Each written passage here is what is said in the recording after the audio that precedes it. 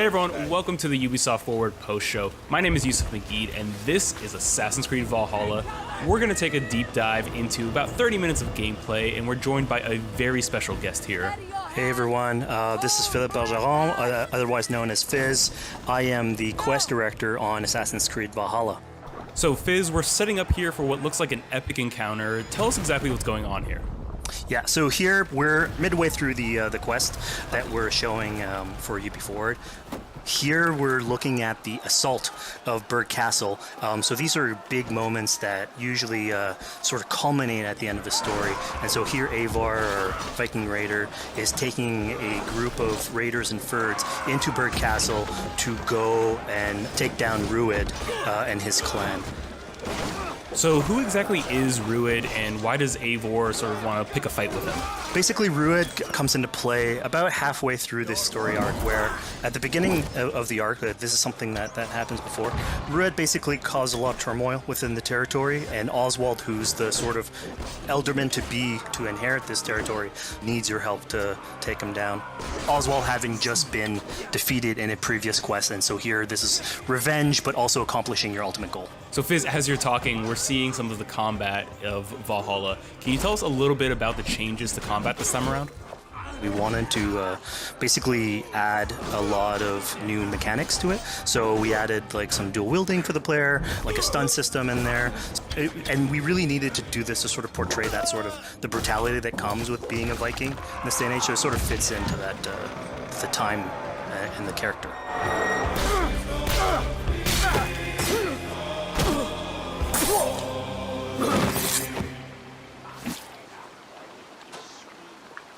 Oswald.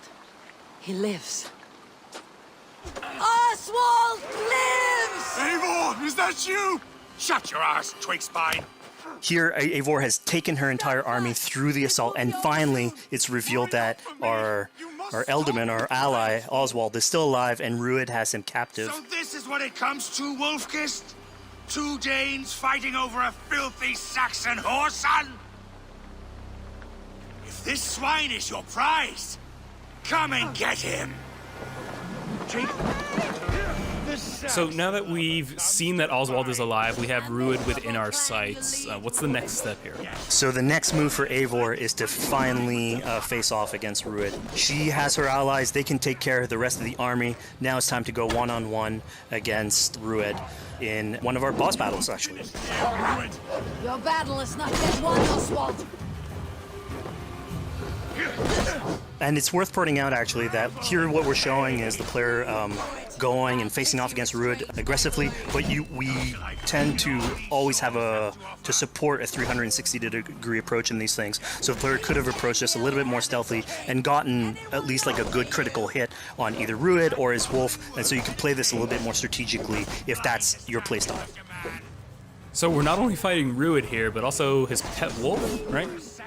One of my preferred strategies is to eliminate the wolf first, just focus fire on him. It takes at least one opponent out of the combat. Now Rued will have extra abilities that come into play if you do eliminate his wolf, but I think having one opponent less in the battlefield makes for a good strategy in the whole.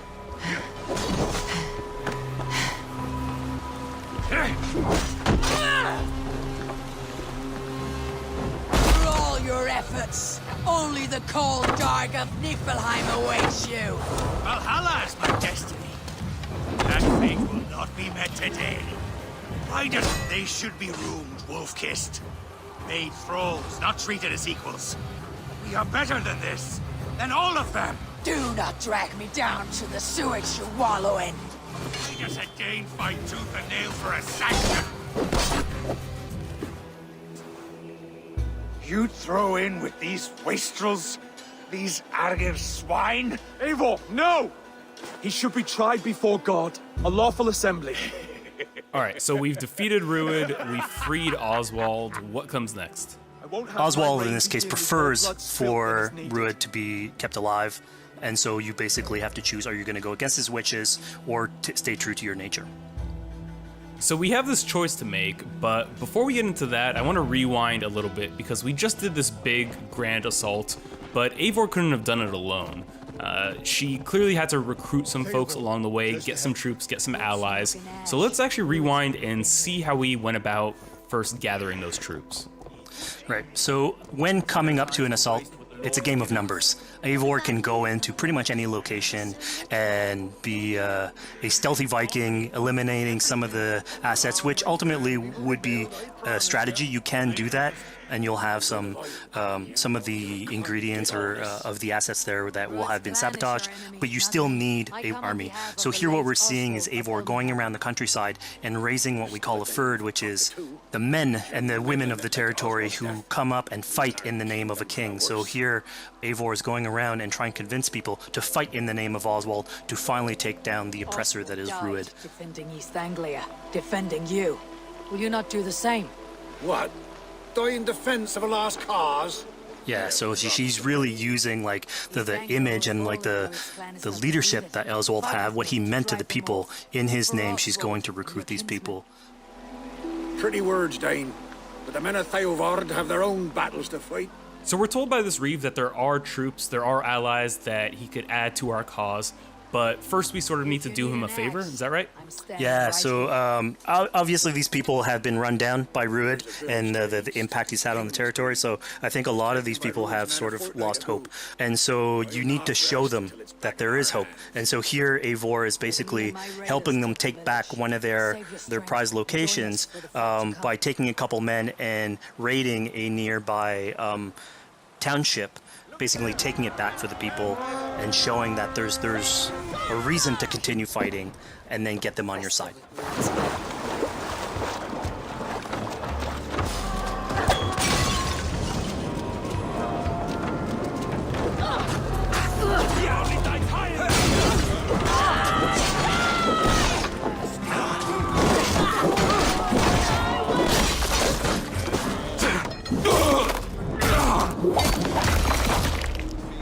When Eivor does this, obviously you have access to a full suite of abilities. So again, the improvements that we've done to the fight system.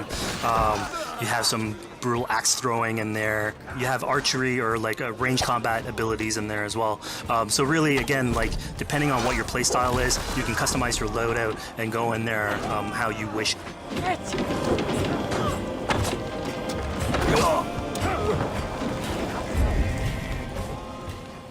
Fizz, we just saw this giant pulse go out.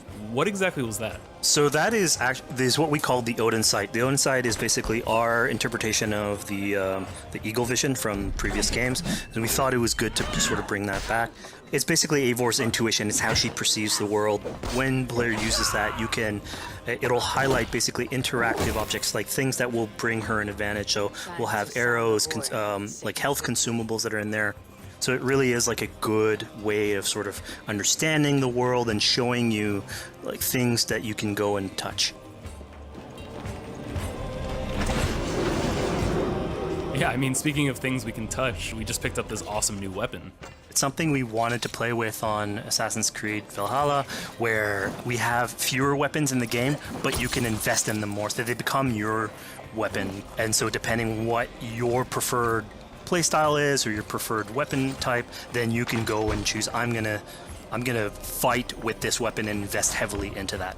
Not only are we looting weapons, but we see something here called the Book of Knowledge. Can you tell us a little bit more about that? They unlock skills for the players. So here you can see the Valkyrie dive that has just been unlocked. We have these spread out throughout the world, so again, to promote exploration and discovery. As you travel through the world and you explore locations, you can find these books that will add abilities that you can go and invest in, put into your loadout, then go into the different locations with the different quests in the game and use those depending on what your playstyle is. Now we've recaptured this village, we've secured more troops for our assault. Let's jump back now and figure out what we want to do with Rued. The rightful king of East Anglia has spared your life today, and so it will be.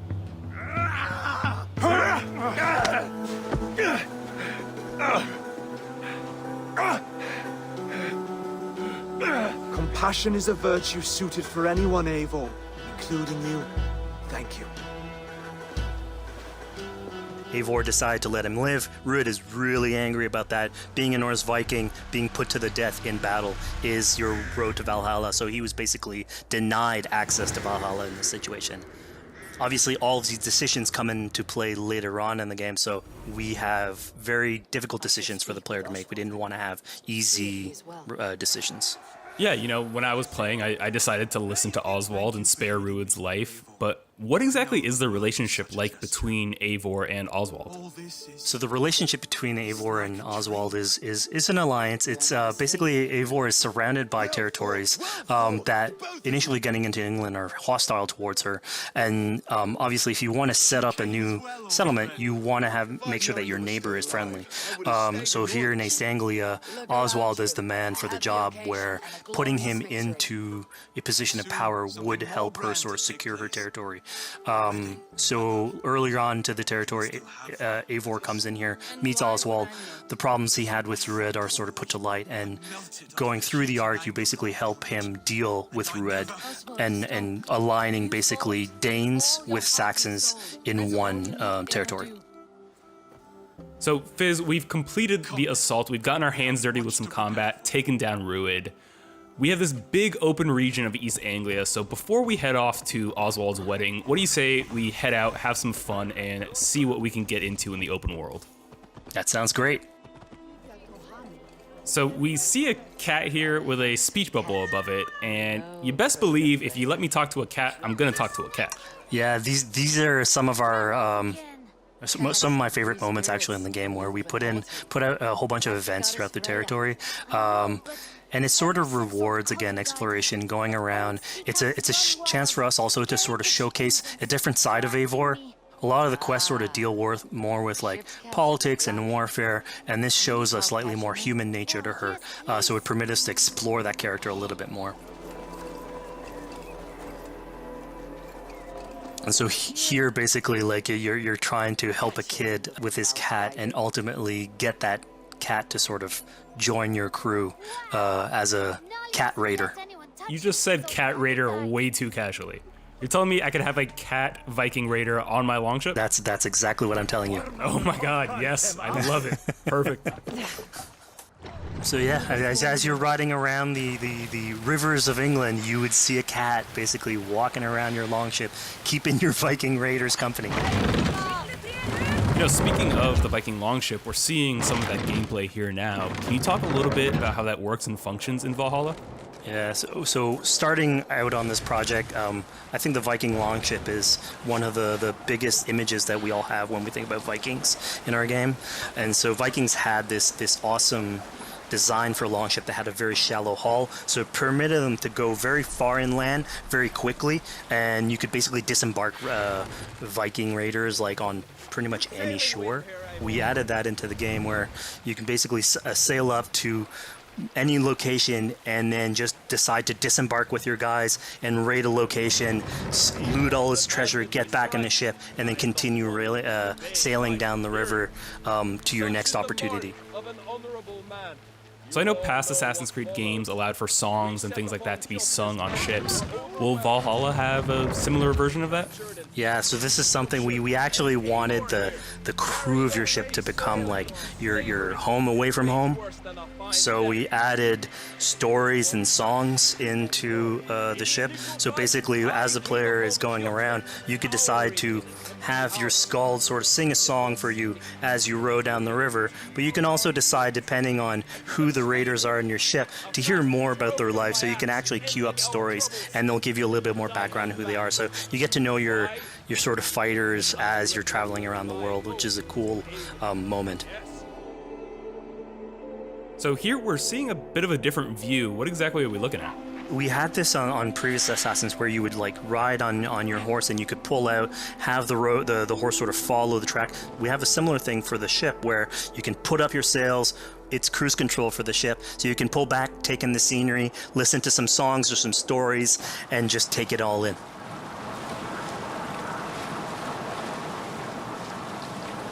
So, you know, speaking of Viking songs, we have an activity here that's not exactly singing, but kind of related, right? Yeah, so here what we have is what we call flighting, which was an activity that Norse people would partake in. They would like to have a battle of wits and sort of poetry where insults would be thrown back and forth between each other. The idea was to try and have a good insult, but also to have a good rhythm and a good rhyme in there. So it's basically a precursor to rap battles. Here's the silver. Now begin. To all those whom I speak, they say Eivor's a clod. Then you're speaking to fools and their knowledge is flawed. Well, How exactly do you go about being successful in one of these? The trick behind a good flight was to choose the right insult, identifying the right cadence, and then trying to find what rhymed the best. I'm known for my might. interesting. Interesting. Silent whispers all claim that you're terribly dense.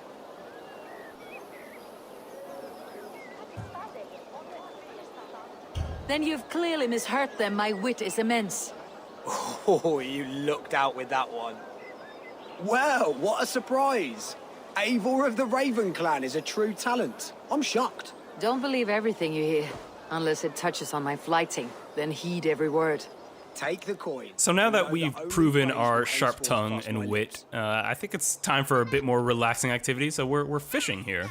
Yeah, that's it. So we gave Eivor a fishing line, so you can actually throw out a line and go catch some fish. This is used basically to play into our new health loop, where the player will lose health in the world, and it doesn't automatically regenerate like we would have in the past. So you actually have to go out and get some supplies. So you'll find mushrooms and some food that you can gather. But here, like you can also catch some fish and consume that to regain some health. We also will sometimes have it in certain quests. So it's a good way to sort of chill out on the side of the water and just, again, take it all in.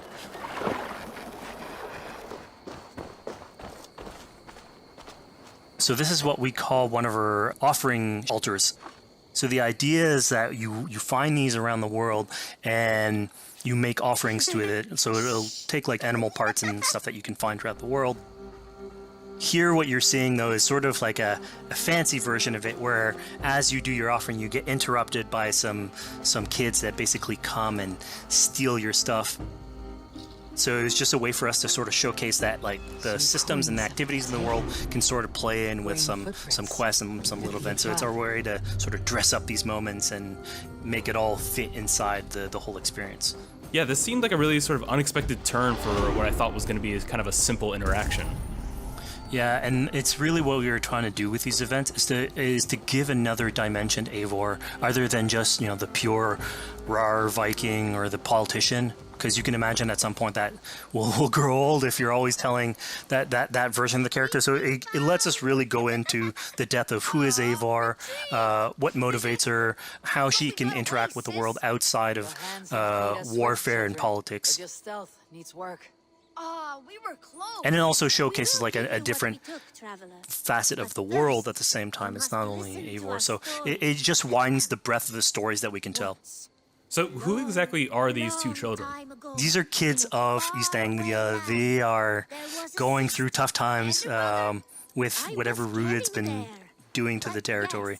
And so they're just here trying to survive and basically exploit the people that are there to make offerings. It was kind of nice to see that Eivor wasn't really necessarily upset at them for stealing, and after you talk to them, you have the choice of helping them. You can give them food, give them some money, or maybe just say, hey, good luck, on your way. Yeah, and this is something we also wanted to do a lot. Like, so here we're doing an event, we do it in quests as well, but we want to give a lot of this agency into players' hands so that they can sort of shape Eivor a little bit, who she is, so it represents them a little bit more, and they can roleplay that a little bit better. And again, it just gives her like a little bit more humanity in these moments. What large walkers should do: provide for small walkers.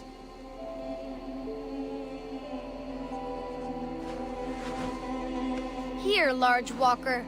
A necklace. Yes, it's a St. Martin seal. You're welcome here anytime, Large Walker. You're one of us now. Visit us, okay? I will. Take care now, small green walkers. So I think AC veterans might recognize this here, but what exactly is Eivor chasing down? Yeah, so here you're seeing Eivor running down one of our tattoo images. So this is challenging the player on free run abilities, but also for fans of the series, sort of pulling at their heartstrings for some beloved features. So are we going to be able to tattoo Eivor? Yes, by collecting these tattoos, you actually bring them back to your settlement, and then you can customize different body parts, having different tattoos everywhere. So again, another form of expression, and it's sort of to represent that Viking culture. Fizz, one of my favorite things when I was just out there exploring East Anglia was coming upon a house or a building and realizing that there was a chest inside, but that there was no easy way in. And in this case, I saw all the doors were barred, but I knew that because there was a chest in there, there must have been some way to get inside. So I went around the back and, found a way in.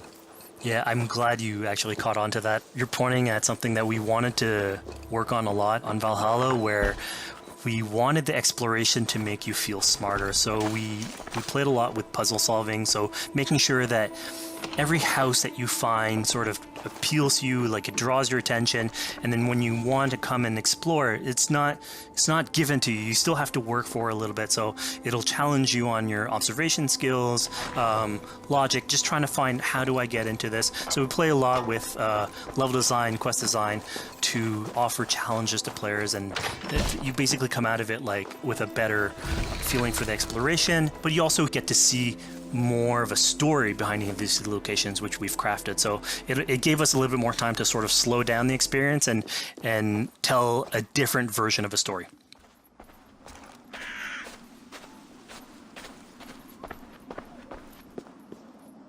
A poor victim of someone's fury.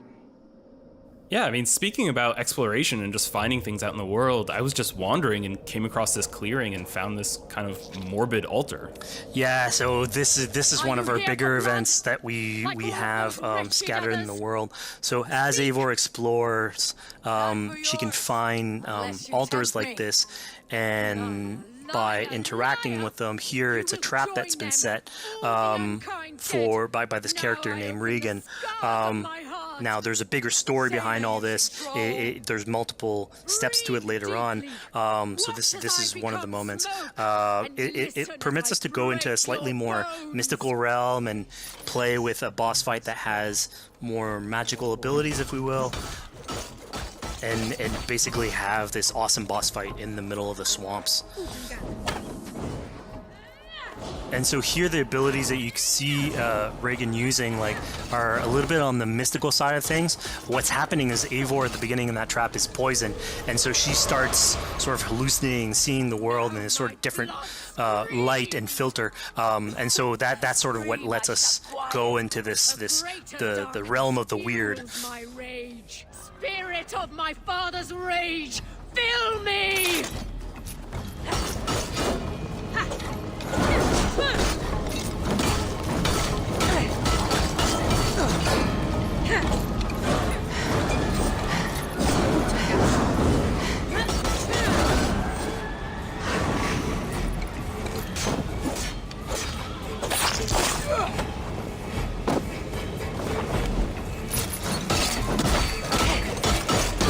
Enough is cracking and punching. Rest your demons. So we just saw here that Regan belongs to something called the Daughters of Lyria. Yeah, that's correct. By finding the other daughters, you'll get a little bit more backstory on who they are, so we don't want to spoil that too much. But it creates like a sort of greater story that is not on the main path in any way, but it is still very rich and adds to the lore of this world and actually plays into history.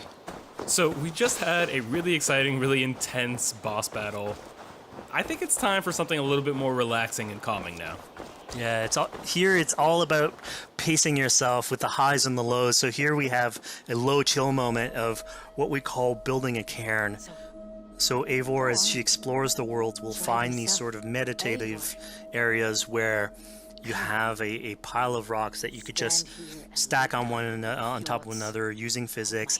And I mean, yeah, the ultimate goal is to try and get the highest pile of rocks, but really it's about taking in the sights, relaxing, taking a step back, and just building something. Together we stack stones into cairns. These? Yes.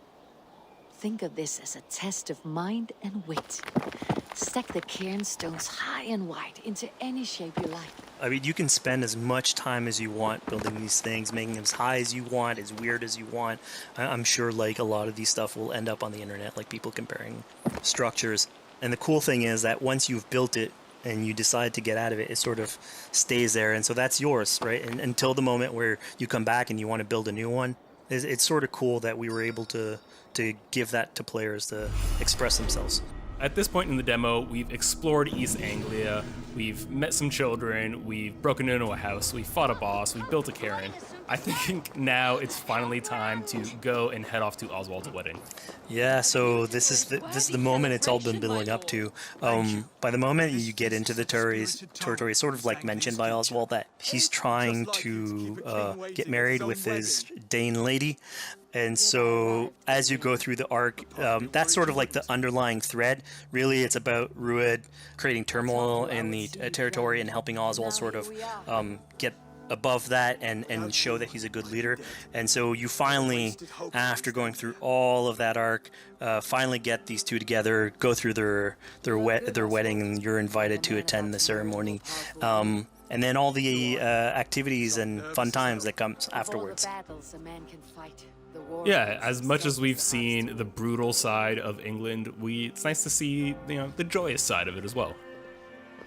Yeah, and it's something we really wanted to play on in Valhalla, where being a Viking is not only about being a raider or a warrior.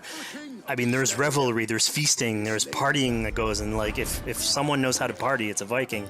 And so here, this is one of our opportunities to sort of show what a sort of Viking gathering is. And what's cool here is it's a good alliance of Norse culture with Saxon culture, sort of smashing those two things together and building bridges. Yeah, I mean, what's a wedding without some drunk archery, right? Yeah, so like, anything can happen in a Viking event, right? Eivor, yeah, here, just get drunk, shoot some arrows. Barely a challenge. Steady all, and ready yourself for the wedding race. The king and his bride against all! My king! He... So here we see the decision I made to spare Rued came back to bite us. Yep, that's the decision you made, coming back. So as we said before, all of your decisions have consequences, and this is a big one. I challenge you. I accept. You're basically presented with the option to sort of step in for Oswald, fight the fight for him, or let him go and fight his own fight. Yeah, personally, I chose to fight myself because I thought Eivor is the type of person who likes to finish what she started. Plank by plank, and a dead king cannot keep his oaths. Let me finish this. Oswald, you gutless Arya swine! I'll slay the wolf-kissed, then hang you with your own tongue. How does this encounter with Rued differ from our previous fight with him? So at this point, you've eliminated his wolf, so it's just him. And so he's angry at this point, and so he will start using his big gun abilities like fairly earlier on in the fight. So it's way more vicious, way faster. There's less strategy. He goes literally swords blazing at you. And so this is a fight to the death.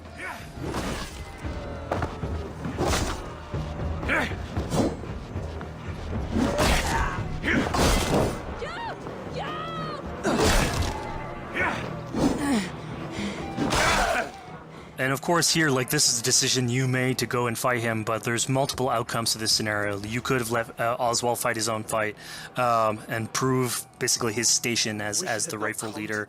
If you had eliminated Rued, obviously this would not have happened. It would have been a slightly more joyous occasion. But ultimately, in all scenarios, you still have an alliance with Oswald. He's proven to be the right leader for this territory and to be a good ally for you. A great service. I promised you an alliance, and now you have it. And one day I will need you to make good on that alliance. So we're about to take off from the wedding, but Eivor decides it's a good idea to check up on her friend Finner. Yeah, so Finner is probably one of the more recurring characters in this arc. You get to meet him very early. He's a very endearing character, sort of used to have a Viking life, sort of misses it, and going through all these adventures together is sort of like lights that fire back, and so he's willing to join you in your raiders. So he's one of many raiders that you'll encounter in the game, and you can sort of recruit, bring back home, and then have them sort of join you on your adventures on Longship. He can tell you these stories that we're telling you about. You get to know a little bit more about him. So again, it's a fun way to sort of discover more about these characters that you meet and bring them along for adventures. Together? Together. I'll gather my things. Well, folks, we've come to the end of our Assassin's Creed Valhalla playthrough. Fizz, thank you so much for joining us. When and where can people play it?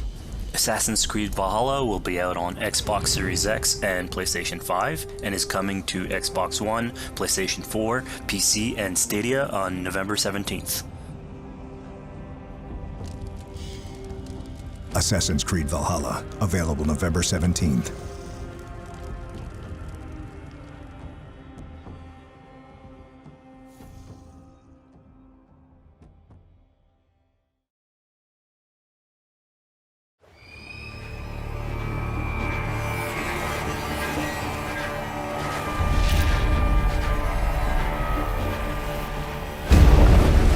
In Assassin's Creed Valhalla, you will relive the epic saga of the Viking invasion of England.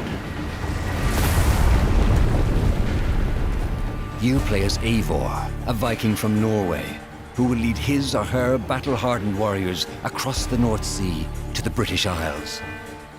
Eivor is driven by an ambitious goal, to build a thriving Norse settlement in a hostile land. For the good of our clan, it is time we go a Viking. Today we raid, that tomorrow we may build. England is a dark age tangle of broken kingdoms and warring dynasties, a land of opportunity and riches. As you prowl England's rivers by longship, you may raid locations you spot from the shoreline. Ground your ship and blow your horn to lead your raiding crew into battle.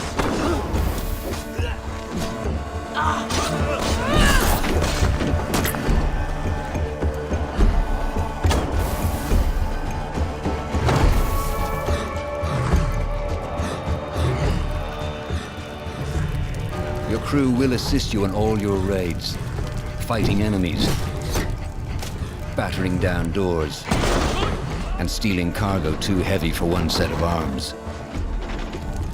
Whatever riches and resources you pillage may be used to develop your settlement, giving you access to useful services, better tools, and new settlers. At the heart of your settlement is the Alliance map. It will serve as a record of the allies you have made, and a guide for future opportunities. The Viking Age was a time of warriors and legends. In Valhalla, you will find the largest variety of enemies ever assembled in an Assassin's Creed game. Every archetype offers a unique challenge. Some will coordinate with their allies for special attacks, while others will use nearby objects to their advantage, including the bodies of fallen warriors. To face these attacks, you must find and exploit your opponent's weaknesses to gain the upper hand. Take the fight to your foes with a host of brutal new combat abilities. Snare them with the Viking harpoon. Pummel them with throwing axes. Incapacitate them with the new stun system to keep them at a distance, or finish them off. dual-wield any 2 weapons you wish to unleash a deadly combination of attacks. Customize your fighting style as you see fit, and become a legendary Viking warrior.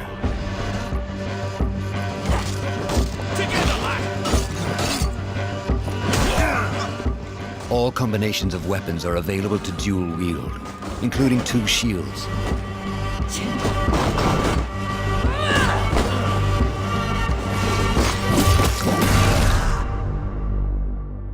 Not all situations call for violence. In this new land, a Viking must find a way to adapt. As Eivor is not welcome in England, you may need to outsmart your enemies, avoiding unwanted attention in towns and bustling cities. Use Eivor's hood and cloak to blend with crowds, and slip past watchful eyes, an unseen hunter among the people.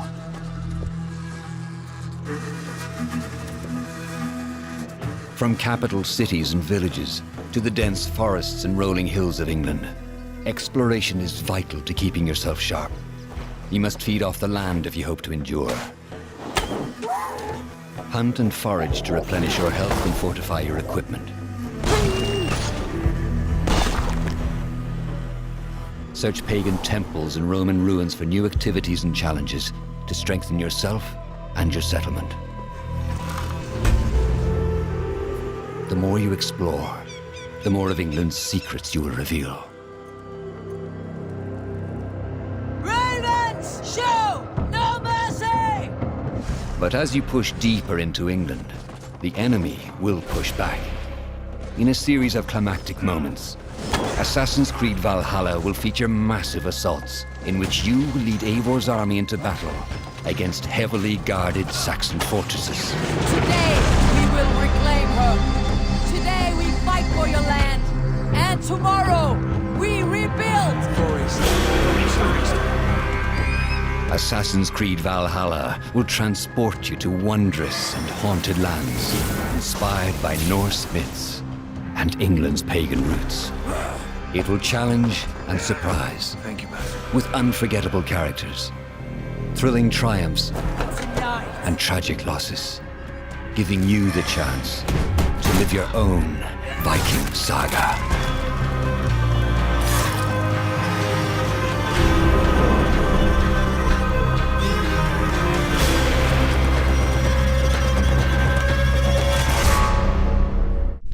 Assassin's Creed Valhalla, available November 17th.